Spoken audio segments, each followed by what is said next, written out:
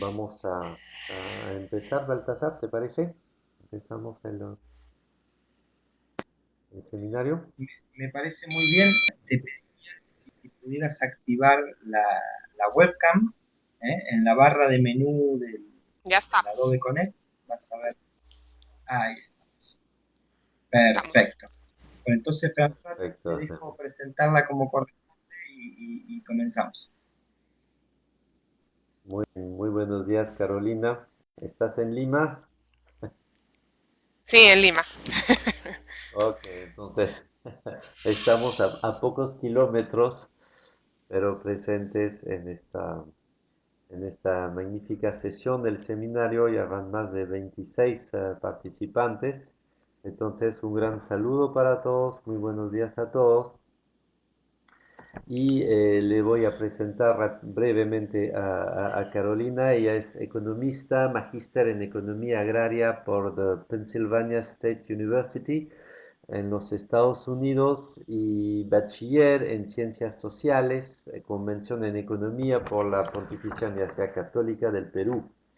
Actualmente se desempeña como gerente general de pagos digitales peruanos S.A., luego de ser gerente del proyecto de dinero electrónico de Asbank, Asociación de Bancos del Perú.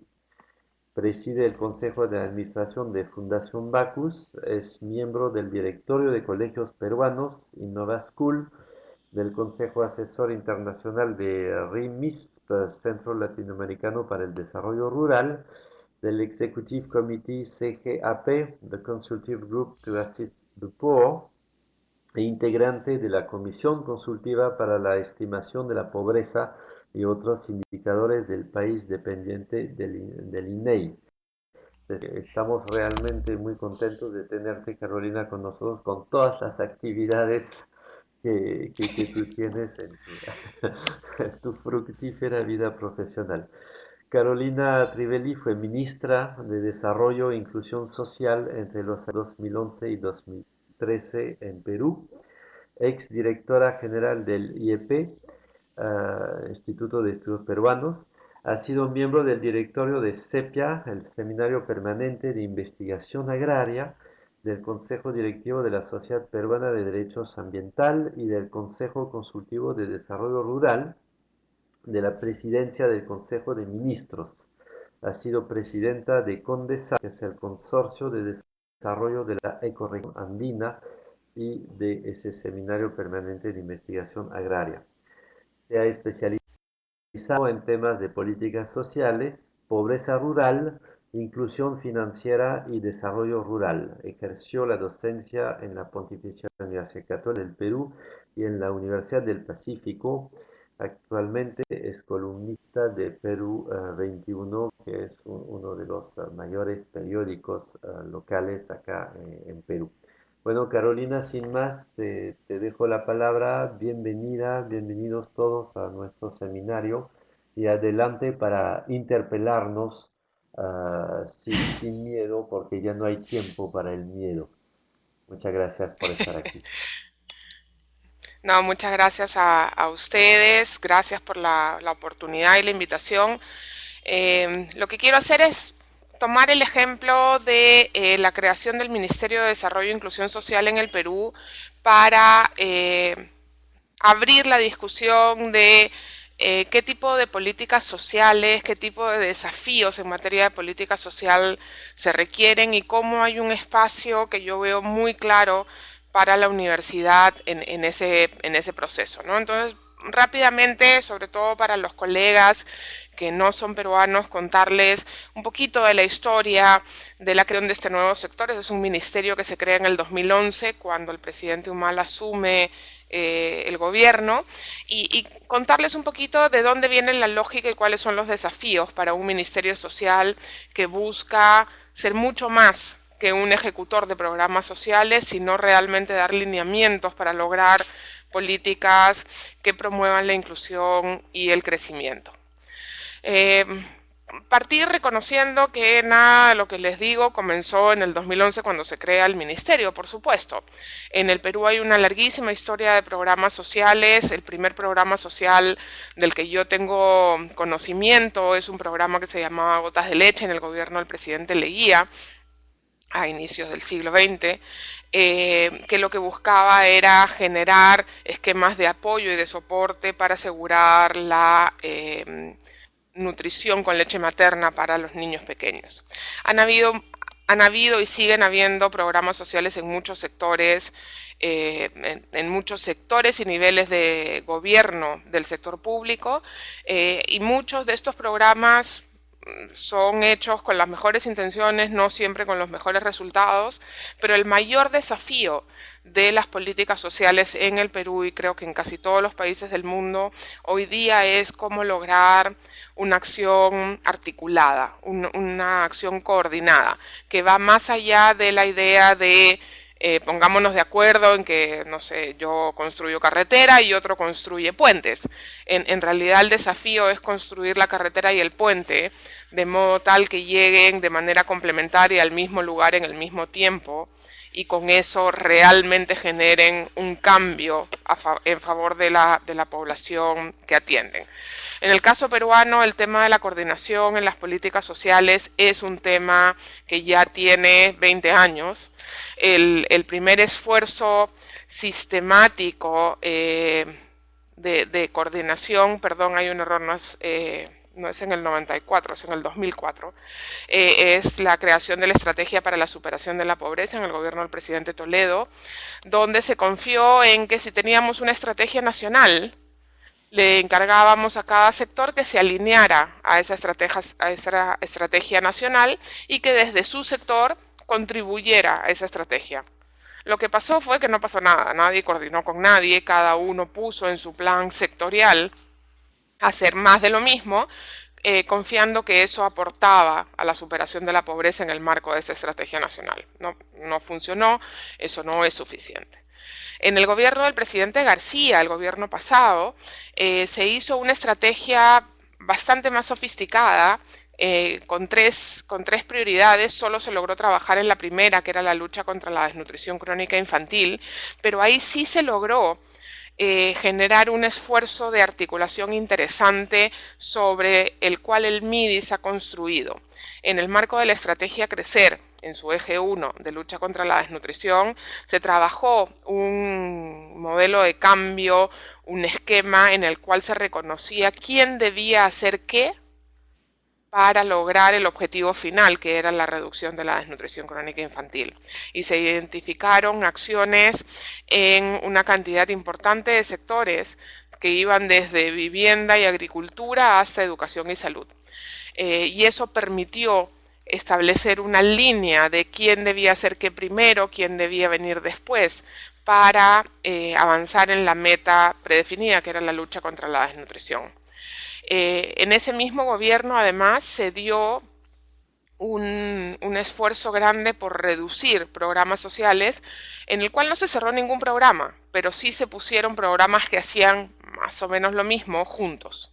Y eso permitió que el pasar de más de 80 programas sociales a 26. En el 2011 se crea el Ministerio de Desarrollo e Inclusión Social, y luego en el 2013 se aprueba la Estrategia Nacional de Desarrollo e Inclusión Social, buscando ser el paraguas de articulación para mejores políticas sociales, ¿no? Y aquí, de manera muy esquemática, partimos de un conjunto de programas aislados. En el 2011 se crea el ministerio, que tiene dos grandes áreas de acción: un área que tiene que ver con políticas y evaluación, y un área que tiene que ver con la implementación de programas sociales. En esa área se implementan 5 programas sociales, los más grandes probablemente del Perú, y estos 5 programas deben contribuir como un sector más a las políticas de desarrollo e inclusión social. A lo largo de los primeros años de vida del ministerio, lo que se trabaja es una estrategia que fomente la articulación y la coordinación entre sectores del gobierno central, pero también entre niveles de gobierno central, regional y local. La Estrategia Nacional de Desarrollo e Inclusión Social se publica en el año 2013, se publica con rango de decreto supremo, firmada por todo el Consejo de Ministros, para comprometer también en el más alto nivel a las cabezas de los sectores en esta estrategia. Es una estrategia, está en la web del MIDIS, la pueden ver, es una estrategia bastante interesante, con un diagnóstico, con unas propuestas de acción y de responsabilidades para cada eje, pero también con indicadores y metas que deben cumplirse. La estrategia está organizada alrededor de 5 ejes que tienen mucho que ver con el ciclo de vida. Los 2 primeros ligados a la primera infancia, lucha contra la desnutrición y desarrollo infantil temprano. El tercer eje ligado con el soporte que requieren los niños y niñas y adolescentes durante su vida escolar. El cuarto, que es el eje innovador en el marco de un ministerio social, es el eje de inclusión económica orientado a la población adulta, digamos, entre 18 y 65, para lograr procesos sostenidos de superación de pobreza, que va desde desarrollo de capacidades hasta condiciones locales para el desarrollo económico, y el eje 5 con la protección de los adultos mayores. El mandato del ministerio es trabajar a favor de las poblaciones en situación de mayor vulnerabilidad y exclusión, es decir, en el caso peruano, exclusión, vulnerabilidad y pobreza, en particular pobreza extrema. Entonces, estos 5 ejes debían focalizar su esfuerzo en aquellas personas que enfrentaban los mayores niveles de exclusión, de pobreza y de vulnerabilidad. Claramente, en cada uno de estos ejes hay muchos otros programas sociales que son fundamentales, y el MIDIS tenía la tarea de lograr en cada eje generar las reglas de coordinación, los instrumentos que generaran incentivos o penalidades para que se fomentara la cooperación y pudiéramos lograr articulaciones sostenidas entre sectores y entre niveles de gobierno. El modelo que planteó el MIDIS era un modelo bastante convencional, en el cual se trabaja en 3 ejes temporales,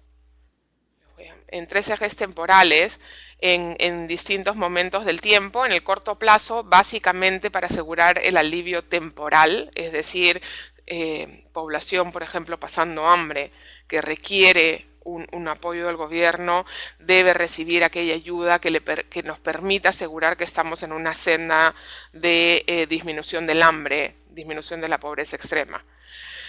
Muchos de los programas de corto plazo, por ejemplo los programas de transferencias monetarias condicionadas, juntos en el caso peruano, si bien ofrecen un alivio temporal a través de la entrega de una transferencia, tienen a su vez objetivos de largo plazo, que es invertir en el capital humano de los niños de esas familias para asegurar que las condiciones que enfrentarán estos niños cuando lleguen a la edad adulta sean mucho mejores que las que enfrentaron sus padres. Y aquí la coordinación central es con todos los sectores que proveen sobre todo servicios universales para los niños, básicamente salud, educación y el servicio que provee identidad, ¿no? Es muy importante el tema del documento de identidad. Muchos de los programas orientados al largo plazo o al corto plazo existían, y lo que había que hacer era lograr que coordinen. Sin embargo, lo que identificamos fue que teníamos un medio vacío. En el mediano plazo había un vacío. Les pongo un ejemplo nuevamente con el programa de transferencias monetarias condicionadas. La señora que recibe la transferencia, que se compromete a que sus hijos van a ir, que todos sus hijos van a ir todos los días a la escuela hasta que terminen el último año de la secundaria, y que además se compromete a que sus hijos van a tener todos los controles de salud que les corresponden y todas sus vacunas, recibe la transferencia, pero no recibe nada más.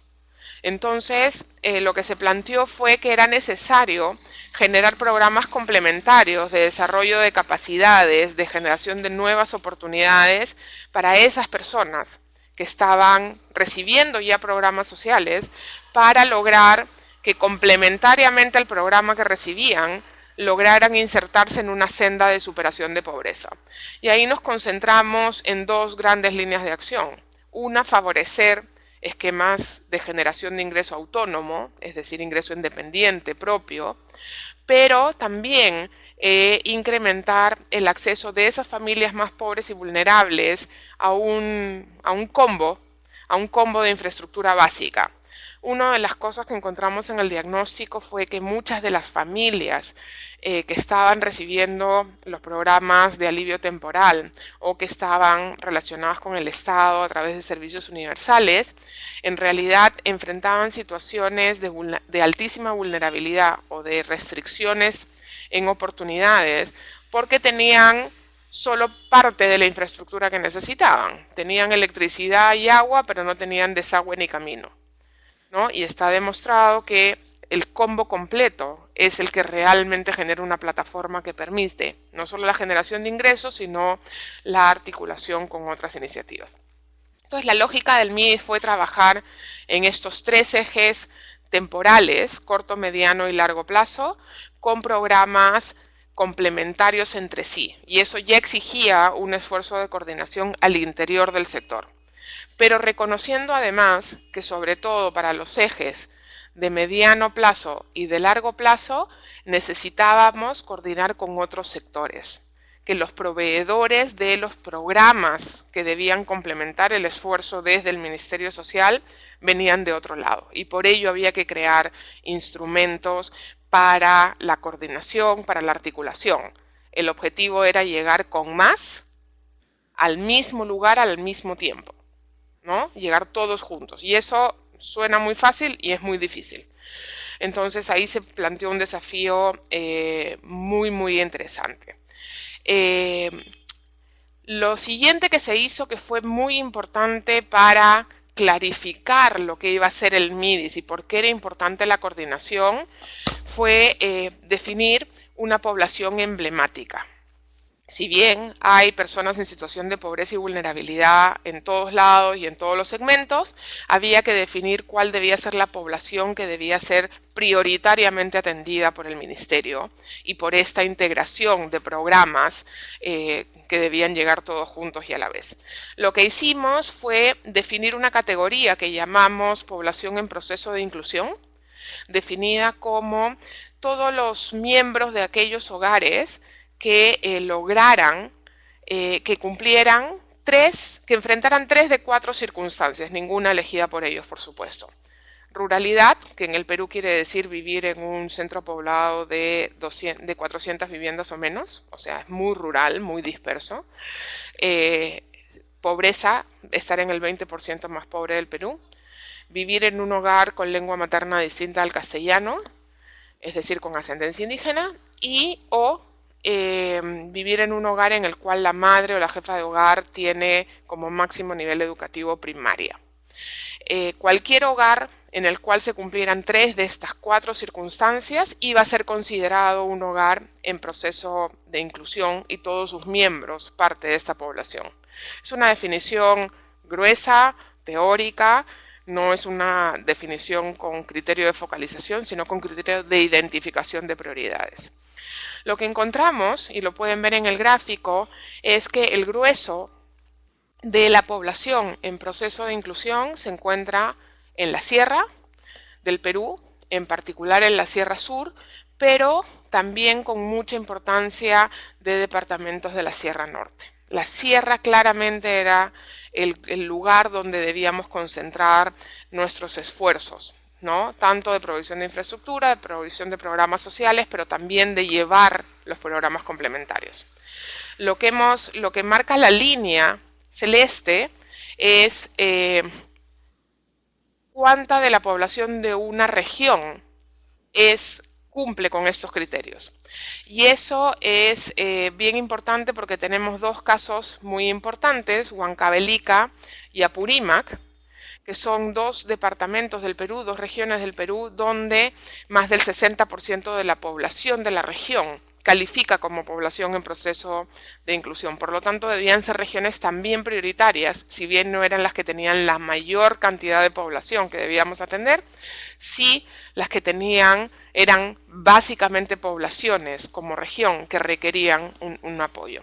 Esto permitió organizarnos, dimensionar el esfuerzo y priorizar. La consigna fue siempre y sigue siendo en el MIDIS comenzar por aquellos que están más atrás, ¿no? Esto no quiere decir que no hayan demandas en el Callao, o en Madre de Dios o en Moquegua para atención, pero claramente debíamos concentrar nuestro esfuerzo allí donde las concentraciones y la situación era más dramática. Junto con definir una población que nos acotara al marco de acción, que nos marcara prioridades, que es central para poder coordinar esfuerzos, saber a dónde tenemos que ir, lo que se hizo fue por primera vez en la historia definir indicadores y metas para la estrategia de desarrollo e inclusión social, que son indicadores y metas que no pueden ser alcanzados solo con la intervención del MIDIS, ¿no? Se requería una acción concertada de varios sectores. Y lo que se hizo fue definir 2 indicadores emblemáticos para el corto plazo, 2 para el mediano plazo y 2 para el largo plazo. Lo que se hizo fue, por ejemplo, para el corto plazo, una de las metas claramente era la reducción de la pobreza extrema, del hambre. Cuando se tomó como línea de base el año 2010, la pobreza extrema era 7.6% y se fijó una meta para el 2016 de 5%. En el 2014 ya se había cumplido la meta, estábamos en 4.3% y eso está muy bien, pero estos son los agregados nacionales. Y los agregados en países con alta desigualdad como el Perú, como muchos de los países de nuestra región, son bastante engañosos. Entonces, si bien es importante que el Perú mejore, es mucho más importante que la población en proceso de inclusión, este grupo emblemático del que hablábamos hace un minuto, también muestre los mismos resultados. Es decir, que aquellos que están más atrás se acerquen más rápido hacia el promedio nacional. Y entonces se fijaron metas, también se evaluó la situación de pobreza extrema. Para ese grupo emblemático, que superaba el 35%, se fijó una meta de 19% y ya en el 2014 estábamos como en 22-23%. Probablemente al 2016 se cumplirá la meta.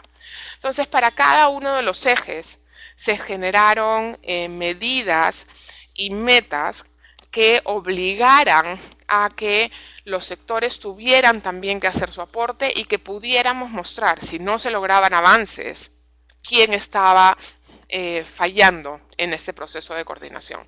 Se hizo lo mismo para el mediano plazo, se hizo lo mismo para las metas de largo plazo. No me voy a detener aquí, esto está en la Estrategia Nacional de Desarrollo e Inclusión Social, lo pueden ver en la página web del MIDIS. Junto con eso, y para lograr esos avances, una de las cosas que sucedió y que fue duramente discutido en un país como el Perú, fue que los programas sociales crecieron. La cobertura de los programas, sobre todo aquellos de alivio temporal de corto plazo, crecieron de manera importante. El programa de transferencias monetarias condicionadas duplicó su tamaño y se creó el programa de pensiones no contributivas para adultos mayores en situación de pobreza extrema, que comenzó con 20.000 usuarios en el 2011 y hoy día tiene 500.000 de usuarios casi. ¿Por qué crecieron tanto estos programas? Que ha sido una de las grandes discusiones. Y era porque lo que se encontró cuando se crea el MIDIS eran niveles de subcobertura alarmantes. Mucha gente que cumplía los requisitos del programa no recibía el programa. Y entonces lo primero que había que hacer era asegurar que todo aquel que cumple los requisitos del programa recibe el programa. Ese es derecho de los peruanos. No, los programas sociales no son un regalo, no son una dádiva de un gobernante, no dependen de la buena voluntad del gobierno de turno, son un derecho de la población. A pesar de este gran crecimiento que duplicó el programa de transferencias condicionadas, que creó un programa nuevo, que cerró un programa de alimentación escolar para crear uno de mayor alcance y mucho mayor sofisticación, con mucho debate político, como ustedes comprenderán, lo que termina sucediendo al final del día, cuando se habla de este crecimiento exponencial de las políticas asistenciales, es que el presupuesto del Ministerio de Desarrollo e Inclusión Social sigue siendo alrededor de 3% del presupuesto nacional. Es decir, de cada 100 soles que gasta el Estado peruano, 3 los gasta el MIDIS, ¿no? Y esos 3 que gasta el MIDIS no afectan realmente el equilibrio fiscal de nuestro país, con además el agravante y el detalle de que casi todo lo que gasta el MIDIS se traslada a los usuarios y que el 90% de lo que gasta el Ministerio de Desarrollo e Inclusión Social no solamente está orientado a estas metas y en el marco de estas operaciones, sino que está sujeto a las reglas del presupuesto por resultados. Es decir, son reglas bastante severas que nos obligan a asegurar y a mostrar resultados efectivos. No se trata de entregarle transferencias a cualquiera porque a alguien se le ocurrió. Hay unas reglas de acceso, están claramente establecidas y hay unas exigencias de resultados que cada uno de los programas debe mostrar. Para ello es fundamental tener un área y una capacidad de mantener procesos de evaluaciones, de diseño de procesos de gestión, pero también de impacto en cada uno de los programas, y eso fue uno de los objetivos de la creación del MIDIS. Esto no quiere decir que el propio sector hace las evaluaciones, pero que sí cuenta con los recursos humanos y financieros para trabajar con otros en la evaluación de los procesos, de la gestión, del impacto de lo que está haciendo, pero sobre todo asegurar, y esto es lo que siempre falta, todos hacemos evaluación, ¿no? Pero lo que tenemos que asegurar es que los resultados de las evaluaciones regresen y alimenten el diseño, la implementación o cierren un programa social. Si no sirve, no hay que seguir haciendo, ¿no? Las cosas que no nos llevan a donde debemos, tenemos que cambiarlas, hacerlas de otra manera, no seguir haciendo lo mismo. Entonces eso fue parte del esfuerzo. Muchas de las evaluaciones que se han realizado, que se han convocado, las están haciendo actores del sector privado, muchas universidades, muchos centros de investigación, muchas entidades de fuera, con recursos públicos y con recursos privados, apalancando recursos de distintos lugares, pero lo importante es tener quien reciba los resultados de esas evaluaciones para asegurar que esos resultados alimentan el ciclo de la política pública. Unos ejemplos para mostrarles que claramente no basta hacer una buena política asistencial. No basta llegar, como les decía, con una transferencia a una familia pobre y asegurar que los niños van a la escuela. Necesitamos hacer mucho más y ahí es donde viene el desafío de la coordinación.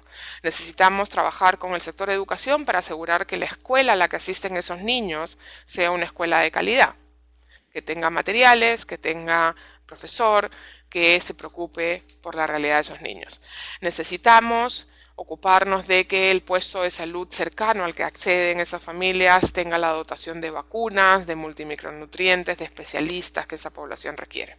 Pero además necesitamos trabajar con la familia que recibe este programa y complementarlo con acciones que van orientadas al desarrollo de capacidades y a sus posibilidades de agenciarse, seguridad alimentaria, ingresos, desarrollo comunitario, que pueden pasar por desarrollos tecnológicos sencillos como por soluciones complejas, y comenzar a transferirle herramientas a las familias para que puedan manejar mejor sus recursos. El tema de la inclusión financiera juega un rol importante porque permite a las familias, sobre todo, protegerse frente a pequeños eventos que de no estar cubiertos les pueden generar un retroceso en su proceso de superación de pobreza.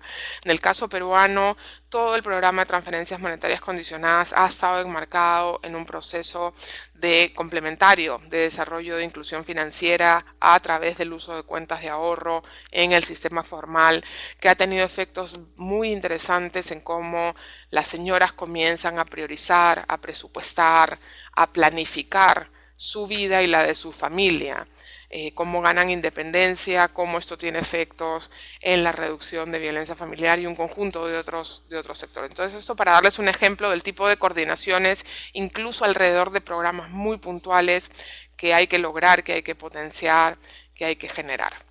La inclusión financiera, como les digo, tiene un potencial interesante, no se los digo porque estoy trabajando en ese tema ahora, sino porque hay que asegurar que en el marco de las políticas sociales aprovechamos esos programas que ya están llegando a las personas en situación de pobreza y vulnerabilidad para llegar con más, para añadirle valor a esos programas y valor con cosas que les sean útiles a esas familias, ¿no? Inclusión financiera es un tema importante hoy día en el Perú, se está trabajando con mucha fuerza y realmente hemos visto efectos significativos en condiciones de vida para las familias. Y bueno, cerrar hablando un poquito de cómo juega la universidad en esto, ¿no? El primer rol de la universidad, por supuesto, para una política social sólida es más y mejor conocimiento. Claramente, la universidad no es solamente un centro de enseñanza, es un centro de generación, de conocimiento, de nuevas ideas, de nuevas propuestas, y ahí hay un rol fundamental para la promoción de conocimiento que pueda alimentar políticas sociales. Como ya les mencioné, el tema de evaluación es fundamental porque el tema de contar con evaluaciones rigurosas no quiere decir que todas tienen que ser experimentos controlados, RCTs, ni mucho menos, pero tienen que ser rigurosas, tienen que ser buenas. Buenas evaluaciones cualitativas son fundamentales para entender las dinámicas al interior de las familias y con ello entender cómo entran estos programas a sumarse a los esfuerzos o, por el contrario, a destruir esfuerzos que las familias ya hacen. Y eso hay que trabajarlo mucho. Hay un espacio de conocimiento en particular de grupos vulnerables. En el Perú hemos trabajado muy de cerca con, gracias al apoyo de organismos internacionales, con la universidad para conocer el efecto y las características distintivas de grupos con ascendencia indígena diferenciada en nuestro país para tratar de que los programas sociales sean lo menos invasivos y lo menos disruptivos en determinados entornos culturales, por ejemplo, que es fundamental. Hay un rol también de la universidad en el tema voluntariado que no es menor. No es menor porque no se trata de hacer voluntariado para ayudar solamente al programa, sino para asegurar que los alumnos de las universidades se involucran y conocen de primera mano la realidad de los países, de las políticas, de los programas, de las implementaciones, en las que no solamente trabajarán a futuro, sino que toman conciencia de las complejidades de implementar determinadas políticas públicas, de los desafíos que enfrentan los grupos con los que trabajamos en la sociedad y a partir de ello generar nuevas ideas. Hemos visto algunos ejemplos interesantes en el caso peruano de universidades copiando y adoptando algunas iniciativas. Hemos visto nuestro programa de cuidado diurno a favor del desarrollo infantil temprano siendo retrabajado y trasladado gracias al esfuerzo de la universidad a iniciativas del sector privado que aprenden e implementan también a partir de lo que hace el sector público. Y lo último, por supuesto, lo más interesante y donde hay mucho espacio es el tema de generar realmente laboratorios de innovación. Y laboratorios de innovación que permitan hacer mejor lo que ya se hace, lograr lo que no se logra hoy día en el marco de las mismas iniciativas que tenemos, y ahí hay un espacio enorme para el mundo de la universidad. Y esto va desde cosas ultra concretas como, bueno, trabajar con los equipos de diseño industrial en las universidades para que nos ayuden a generar sillas de ruedas para el medio rural, por ejemplo, para que las personas con discapacidad o los adultos mayores puedan trasladarse de manera segura en el entorno rural, cuando no pueden hacerlo por su propio pie, hasta innovaciones en instrumentos de gestión pública que nos permitan generar incentivos, zanahoria y garrote, para que otros sectores logren coordinar, desde esquemas sofisticados de georreferenciación, programas de incentivos, de subsidios, fondos concursables, etcétera.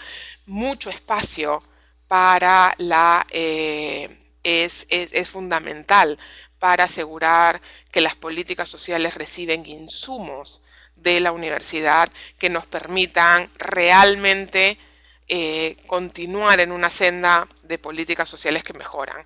No hay ninguna política social que sea perfecta, que sea buenísima, todas tienen problemas y generalmente nos vamos quedando con aquella que es lo mejor que podamos hacer en un determinado momento. Pero el proceso de mejora continua, de innovación en esas políticas es un proceso obligado y no es un proceso inmediato.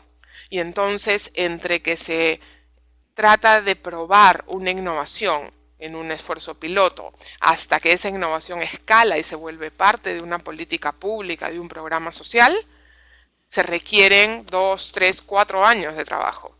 Entonces, en realidad tenemos que conocer también muy bien el ciclo de esas políticas para asegurar que podamos avanzar y llegar a lo que todos queremos, que el gasto del Estado, los recursos de los contribuyentes se usen de la mejor manera posible para asegurar que las familias que enfrentan circunstancias de vulnerabilidad, pobreza y exclusión puedan ver una senda de superación de esas condiciones de manera sostenida, de manera compartida y basándonos siempre en el ejercicio de sus derechos. Hay derechos que todas las personas tenemos por haber nacido en estos países maravillosos en los que vivimos, que el Estado debe garantizar que podamos ejercer. Y esa es la labor a la que no debemos renunciar en ningún momento porque no sabemos cómo hacerlo. Y hay mucho espacio todavía para hacer mejor lo que ya estamos haciendo. Eso, ahí lo dejo. Muchísimas gracias, Carolina. Realmente un gran trabajo de análisis. Y bueno, todos esperamos que vuelvas a tener algún, algún Yo no. caso público. Yo no. Sí. Todos menos yo y mis hijos. Esos son los efectos colaterales, siempre los hijos. Bueno, muchísimas gracias. Vamos de frente a pasar al diálogo con nuestros invitados, ¿no? Internacionales. Hay una Lilian Ramírez de la Universidad Gran Colombia, de Colombia, dice, no considero que el aspecto de adoptar iniciativa debe ser en doble vía, es decir, que el Estado también debe mirar los procesos que desarrollan algunas universidades, cosa que me parece una reflexión interesante, ¿no? No solamente el Estado pide ayuda a las universidades, ¿no? Sino en qué medida el Estado está mirando lo que hacen las universidades de motu propio y puede inspirar, colaborar, etcétera. ¿Qué te sugiere esta reflexión? Déjame decirte algo ahí que es muy importante. En la gestión, si algo los estados saben hacer muy mal, es innovar, es cambiar. El status quo de la operación pública ideal es no cambiar nada. Entonces sí hay que tener una voluntad política para estar mirando, para estar buscando este proceso que te lleva a la innovación. Desde el MIDIS nosotros tratamos de crear un fondo que se llamaba Innovar para Incluir, justamente para poder promover este diálogo de manera más institucional. Creo que el fondo ha quedado ahí todavía en diseño, pero me parece que el Estado tiene que salir a la universidad y interpelar a la universidad también, pedirles ideas, pedirles soluciones y recibir, por supuesto, lo que la universidad produce. Pero creo que el diálogo, como bien dice Lilian, tiene que ser de dos vías. No es que el Estado llama a la universidad y le dice, tengo un problema, no sé cómo hacer esto, ayúdame, sino que el Estado tiene que estar en diálogo permanente con la universidad. Y esos espacios de diálogo permanente son escasos, son aislados. Y esa construcción de relación Estado-universidad es un esfuerzo que todavía no hemos logrado desarrollar, por lo menos en el caso peruano, no sé si en otros países de la región.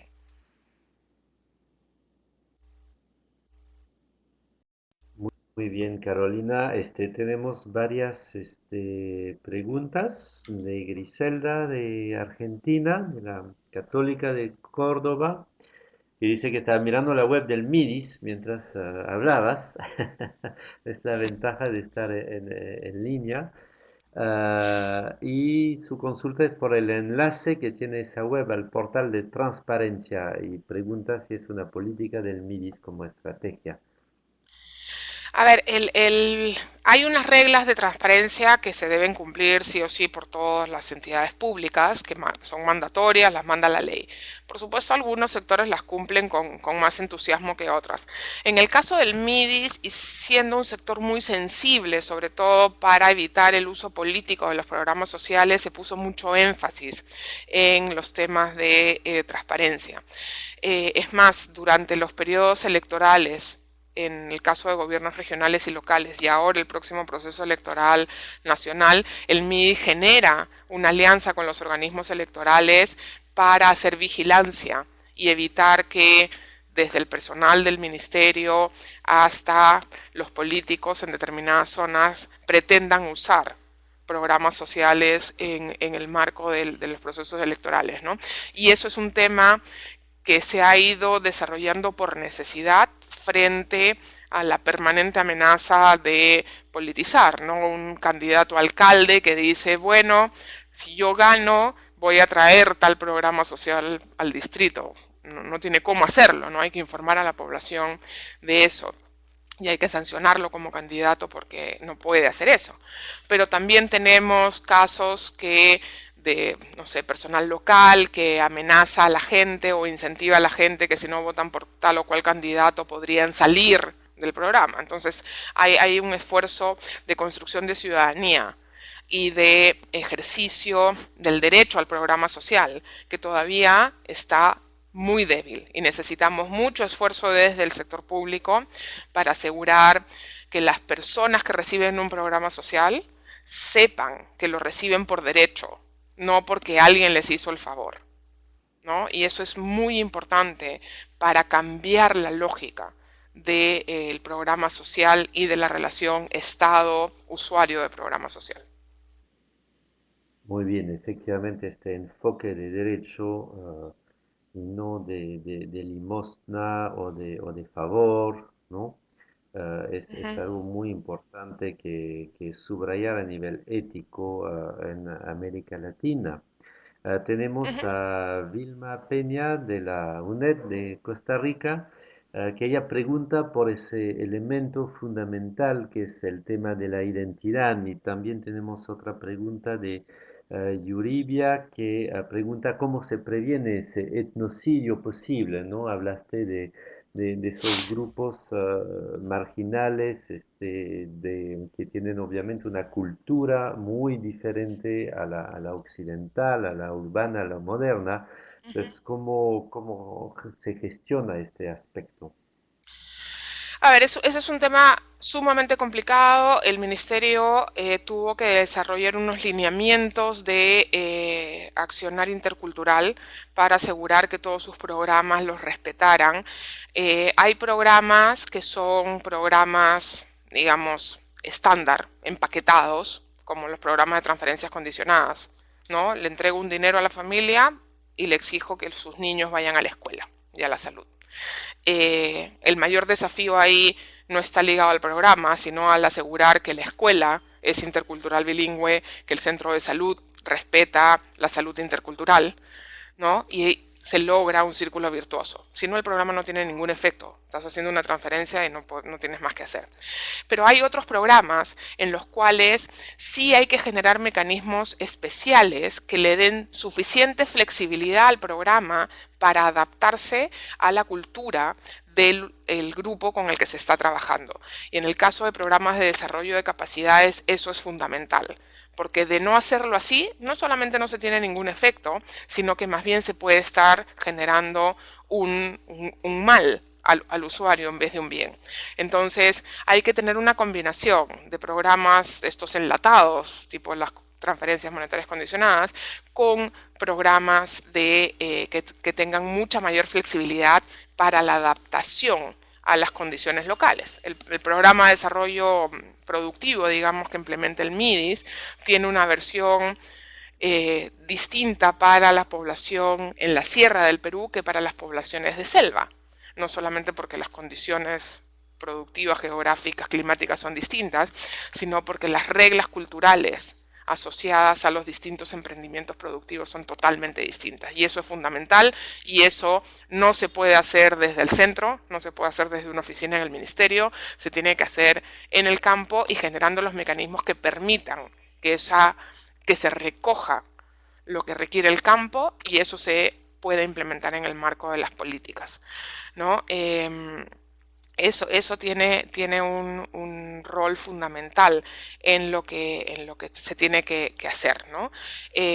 Los temas de puesta en valor y revalorización de la identidad, la puesta en valor de los temas culturales e identidad cultural son fundamentales y parte de los programas deben reconocer y deben apostar por eso, ¿no? Y ahí hay que tener, como les decía, mucha flexibilidad, pero también mucha articulación para permitir que esa flexibilidad no se vuelva en una diáspora, porque son programas grandes, enormes, que se financian con recursos de los contribuyentes, que entonces deben estar monitoreados y organizados de una manera efectiva y eficiente.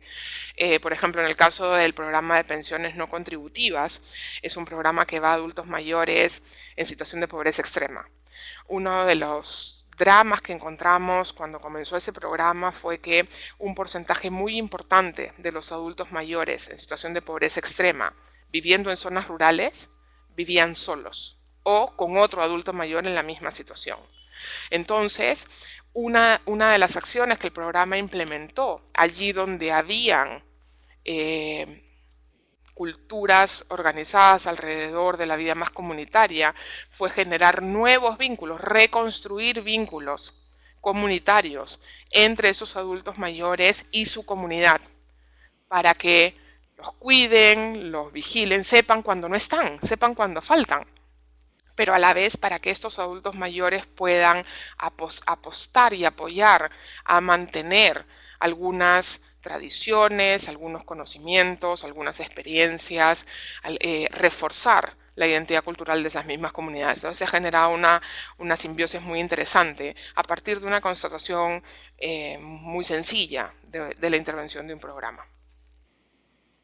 Muy bien, y ahí se nota muy bien cómo ese respeto pide una flexibilidad, como tú bien dices, y esa flexibilidad se va a aprender en la universidad. No nos olvidemos que estos funcionarios públicos a cargo de los programas sociales han sido formados en la universidad. Entonces, si la universidad forma de modo rígido, con un enfoque arriba hacia abajo, aplicación de una ciencia predefinida a priori, bien poco se va a lograr esta capacidad de escucha. Y es ahí donde creo yo que el enfoque de innovación social no nos sirve mucho porque es la misma gente que innova, no es el Estado que innova por la gente, es la gente que innova. Entonces, si hay esta actitud de escucha, de facilitación de procesos de autodesarrollo a través de actividades innovadoras, pues estamos logrando todo, ¿no? Pero cuán difícil es flexibilizar nuestras mentes a nosotros que lo sabemos todo, ¿no? Otro tema es el tema de Juan de Dios Pérez Alayón, de la UADI, de lo MERSU, que es el tema, bueno, por un lado de los financiamientos de esas políticas sociales, si realmente ahora estamos cumpliendo con financiarlas en forma nacional, autónoma, con impuestos, o si todavía se pasa por agencias internacionales como el BID o la CAF, ¿no? Y cómo se logra la articulación de la acción de los diferentes programas de gobierno, ¿no? Cómo se logra esa articulación.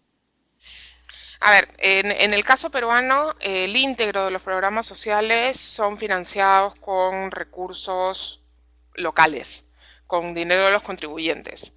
Y eso yo creo que es particularmente importante porque tiene que generar conciencia también en los contribuyentes de para qué se está usando su dinero y por qué esos otros peruanos requieren un programa especial hecho con dinero de los contribuyentes para lograr un país menos desigual, un país que avanza, un país que incluye y crece.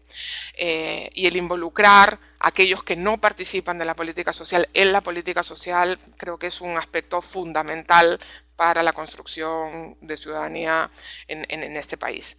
En algunos otros países de la región todavía la presencia de la cooperación internacional o de los organismos multilaterales es muy importante por restricciones fiscales, por problemas de corrupción, por un montón de otras razones. En el caso peruano, por suerte, no es el caso.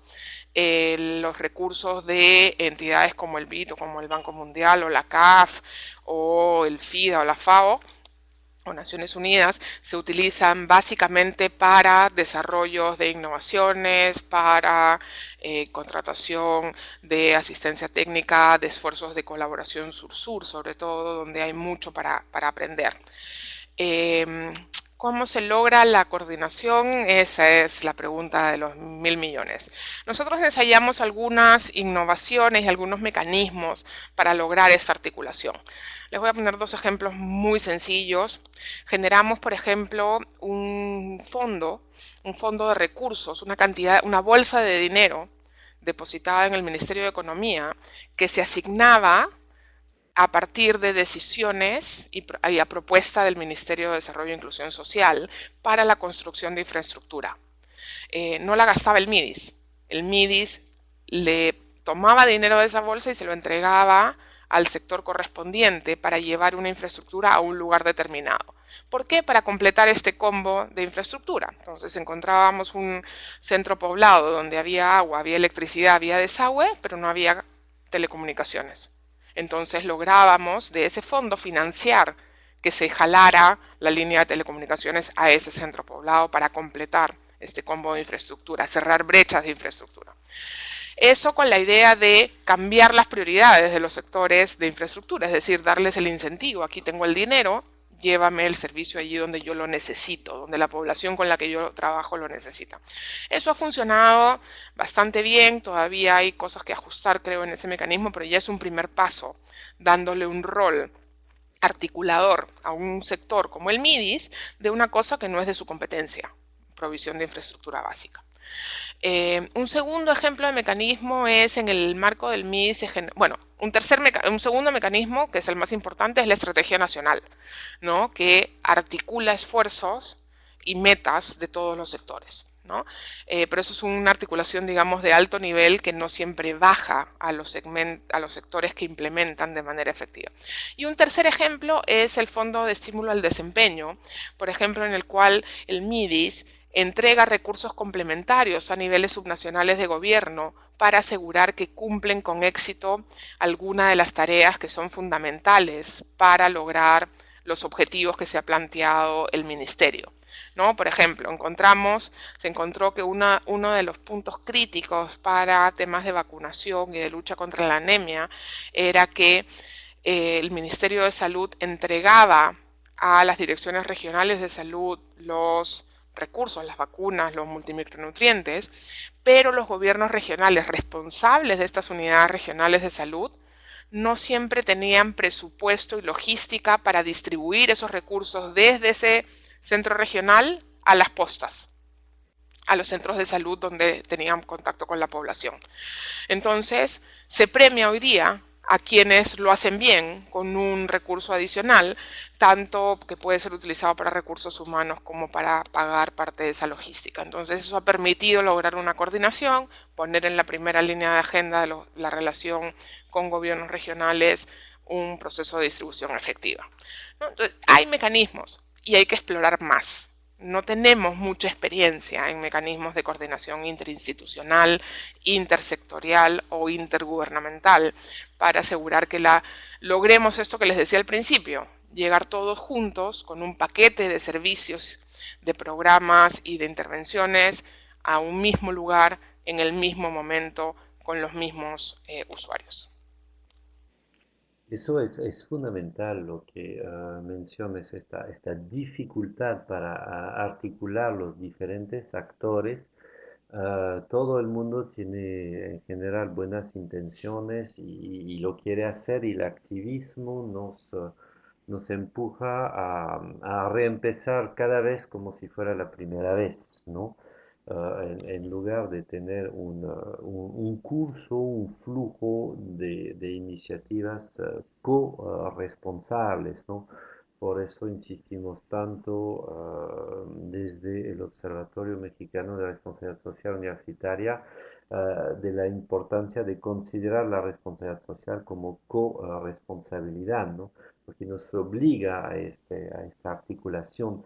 Fíjate que encontramos este problema, tú que eres universitaria y conoces bien a la católica, lo encontramos en las mismas universidades, ¿no? Cuán difícil Claro. es hacer interdisciplinariedad, cuán difícil es tumbar paredes, ¿no?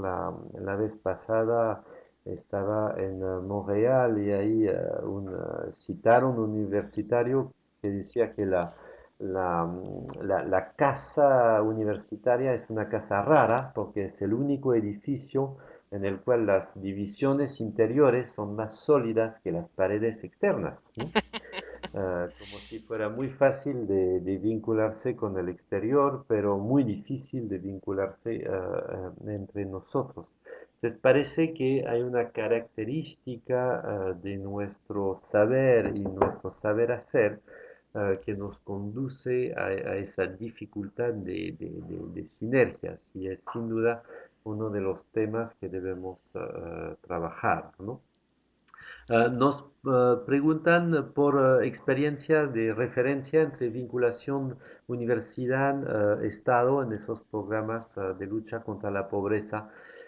¿Tú tienes una experiencia del cual podrías hablarnos más en A ver, particular? yo creo que lo que hay muchas relaciones y bastantes experiencias desde trabajo conjunto para identificar cómo hacer una cosa de manera distinta, esquemas de evaluación, esquemas de generación de conocimiento, espacios de debate y diálogo. Hay bastante ejemplo de eso en muchos de los programas. Hay también mucho ejemplo específico, no sé, en el programa de alimentación escolar con la Facultad de Nutrición de la Universidad tal, mucho servicio, digamos, al programa de la universidad. Pero yo lo que destacaría es una experiencia que se tuvo en los 2 primeros años del MIDIS, que fue la creación de una cosa que se llamó la Comisión Kipu.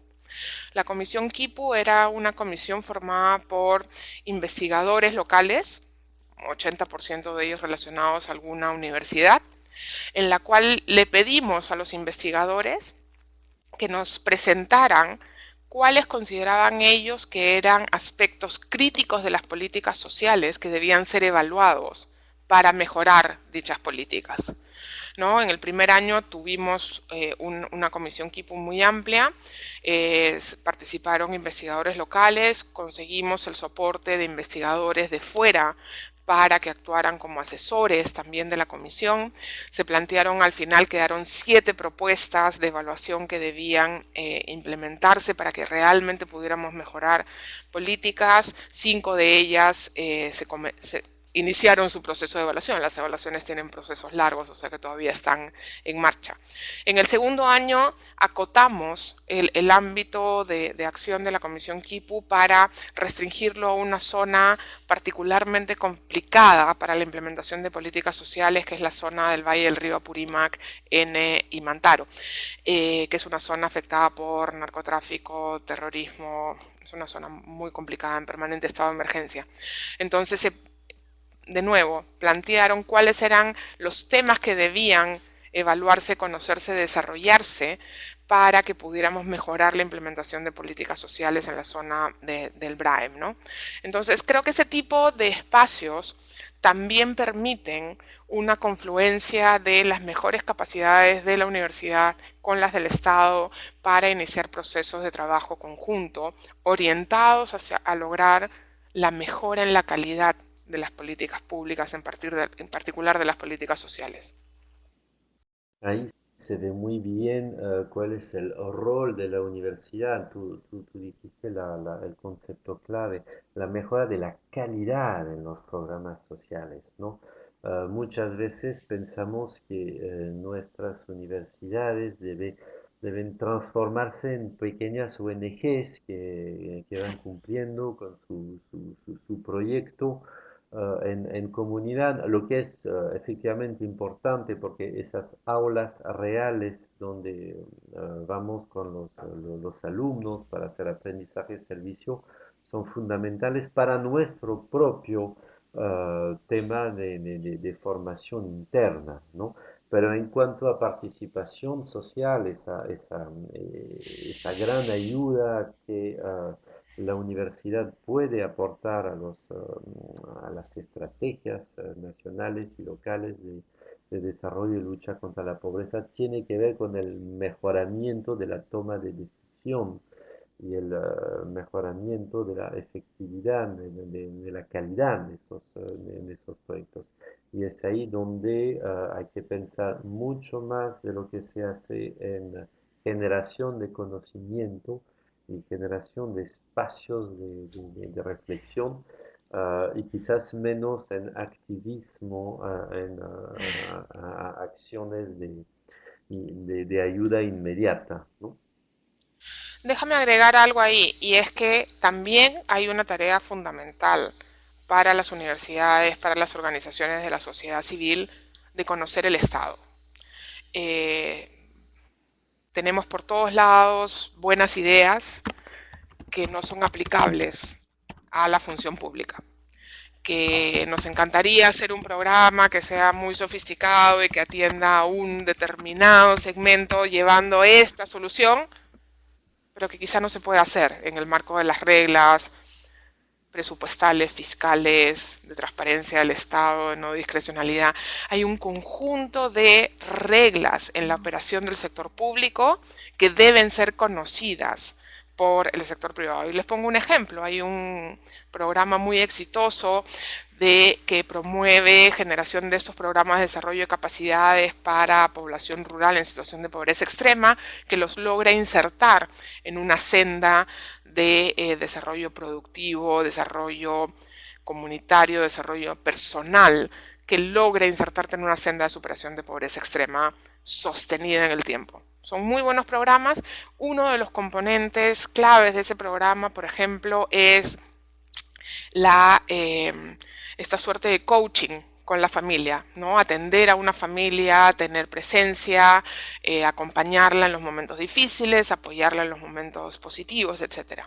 Para el Estado, ese tipo de intervenciones son sumamente complejas de implementar, porque no es fácil monitorearlas, porque no se puede evaluar fácilmente el desempeño, porque requieres un personal altamente motivado y sofisticado, por lo tanto que requiere una cercanía con quien lo envía.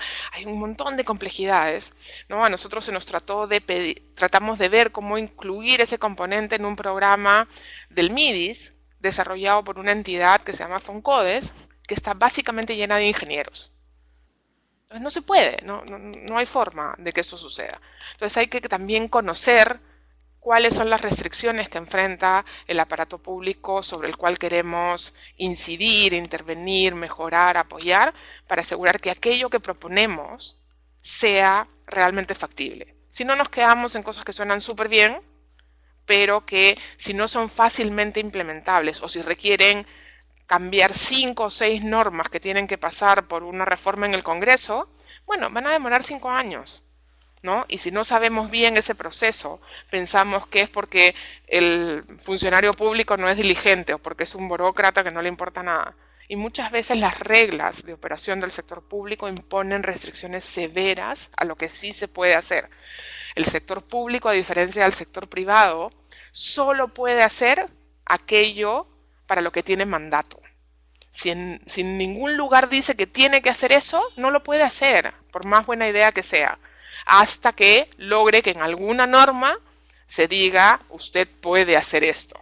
Entonces, es muy importante también que la universidad conozca y se involucre y entienda la operación burocrática del Estado, porque sin ello las soluciones que damos no van a ser implementables. Fundamental, y ahí vemos cómo no solamente varios actores deben hablar juntos y coordinar, sino varias lógicas deben articularse. La lógica de la iniciativa privada, que basta tener la idea y los recursos para hacerlo y lo podemos hacer. Y obviamente esa otra lógica del Estado, de una burocracia, que en sí tampoco es una mala palabra. Es muy No, no. importante que el Estado funcione en base a una burocracia y a las reglas instaladas, cuál sea el gobierno de turno, cuál sea el ministro de turno, cuál sea el responsable, el coordinador de turno, para que efectivamente haya sostenibilidad dentro de ese proceso permanente, ¿no? De hacer y rehacer el Estado, ¿no? Debemos entender bien que es el enfoque constructivista y pragmático que ahí debe reinar de un Estado que en cada momento construye la nación, construye la comunidad al cual se refiere, ¿no? Bueno, no sé, ya son, ¿qué hora es? 10:40. Tenemos una pregunta quizás sobre los incentivos tipo garrote, zanahoria. De repente hemos hablado mucho de zanahoria, pero garrote. ¿Cómo Sí, podemos usar el garrote? el garrote es complejo en el mundo del sector público porque tú puedes poner sanciones, pero realmente el garrote que moviliza es cuando la sanción se traduce en un recorte presupuestal. Y las reglas de los recortes presupuestales son bastante complejas, entonces ese garrote no es muy fácil de implementar. Claramente, la sanción a quien no colabora, no coordina, no participa, existe generalmente en las normas, pero es bien difícil aplicarla. Yo por lo menos no tengo mayor experiencia viendo programas en los cuales se hayan aplicado garrotes. Tengo mucha más experiencia viendo zanahorias que funcionan. Claramente creo que debería ser más fácil complementar y tener zanahoria y garrote, pero creo que no, justamente por lo que hablábamos antes, las reglas burocráticas, no es tan fácil la aplicación de este garrote.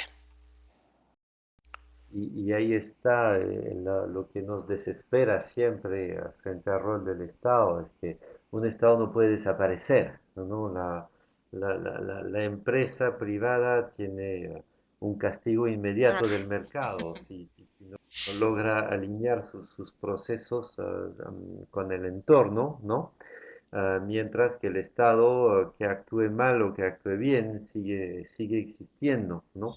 Ah, Tengo que subrayar que en muchos casos nosotros las universidades también, que actuemos mal o bien, muchas veces no tenemos mucho castigo por parte del mercado, mientras estamos en esa fase expansiva en América Latina de incluir cada vez más familias, miembros de familias en la educación superior, ¿no? Entonces, por eso hay tantas universidades ahora y tanta demanda social por la educación superior, ¿no? Entonces, ¿cómo hacemos nosotros si el mercado no nos presiona para presionarnos a nosotros mismos? ¿Cuál es lo que nos sugerirías a nosotros las universidades frente a este tremendo problema de la lucha contra la pobreza y sobre todo la extrema pobreza? ¿Cuál sería tu consejo? Mira, sin conocer mucho de las lógicas operativas de la universidad, pero yo creo que una cosa clave y crítica es el compromiso explícito y expreso de las universidades con ciertos temas y con ciertas actitudes, y exigir una rendición de cuentas y un control social sobre esos compromisos explícitos. Tenemos que lograr que las universidades se comprometan, que las empresas se comprometan, que los estados, que los sectores expresen, plasmen en documentos verificables, monitoreables, algunos de los compromisos que quieren llevar, porque todos tenemos buenas intenciones, a todos nos gana siempre el tiempo, a todos tenemos muchas otras cosas que hacer y incluso cuando no logramos hacer lo que queremos hacer, tenemos que rendir una explicación de por qué no lo queremos, no lo pudimos hacer. Y yo creo que ese ejercicio es muy ciudadano, es muy democrático y es muy importante como práctica regular en quiénes somos y en qué ofrecemos a la sociedad.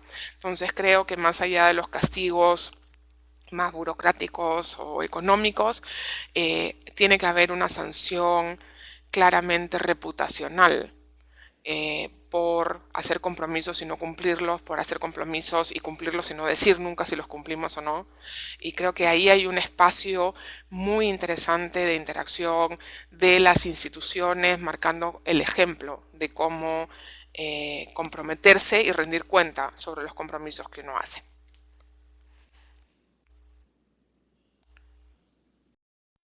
Carolina, no, la verdad es que fue, como dice Baltasar, una excelente exposición, un excelente diálogo, ya nos gana el tiempo. Hemos tenido más de 32 participantes de nuestros 9 países latinoamericanos presentes en ese seminario, gracias al apoyo de la CAF, gracias al apoyo de UDUAL, de ADINA, gracias al trabajo paciente del Observatorio Mexicano de Responsabilidad Social Universitario, que nos brinda todas las facilidades. Así que la verdad es que te agradecemos mucho tu tiempo, esta colaboración. Nos quedamos con esa linda imagen de esos niños enseñándoles la pelota de la Copa del Mundo que un día ganará Perú. Veremos. Y veremos. Allá la Copa América sí se pudo. Entonces, es un mensaje de esperanza y bueno, te agradezco mucho la participación. Esta sesión fue grabada, va a ser enteramente disponible en la página web del OMERSU para todos los participantes del seminario y más allá, porque no hay ninguna razón de restringir el conocimiento y los buenos conocimientos en este momento de nuestra vida latinoamericana. Entonces, realmente te agradecemos, ¿no? Y hasta la próxima, Carolina. Muchas gracias. Muchas gracias a ustedes por el tiempo, por escucharme, por sus muy buenas preguntas y en lo que pueda ayudar, cuenten conmigo. Un gusto. Hasta luego. Hasta luego, Carolina. Gracias. Muy bien, quería terminar esta reunión también diciendo a nuestros participantes que no se olviden de empezar a cumplir con nuestras actividades de investigación del seminario. Háganlo de la manera más cómoda posible, es decir, comprometiendo